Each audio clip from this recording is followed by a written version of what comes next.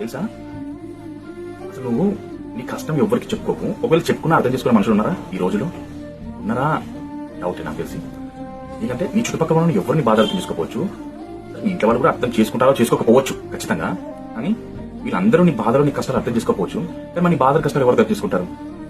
ఈ బాధలని ఈ కష్టాలని నీ దుఃఖాలను అర్థం చేసుకునేది ఒక బోలాశంకరుడే, ఒక సర్వేశ్వరుడే, ఒక ఈశ్వరుడే, ఒక కాశీ విశ్వనాథుడే.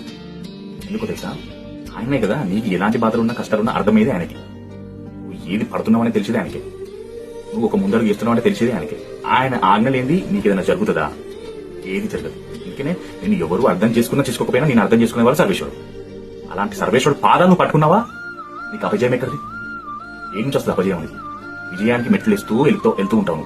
ఆయన పాదాలు పట్టుకొని నువ్వు వదలకుండా పట్టుకొని, ఈశ్వర సర్వేశ్వర నిన్ను నేను వదల, నువ్వు నన్ను వదలకు అంతే. ఎందుకంటే మన యొక్క బంధం దేవుడికి భక్తులకున్న సంబంధం, ఎవరు విడదీయలేరు.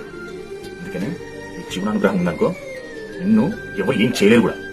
రకాల మహాదేవ్ శంభో శంకర్.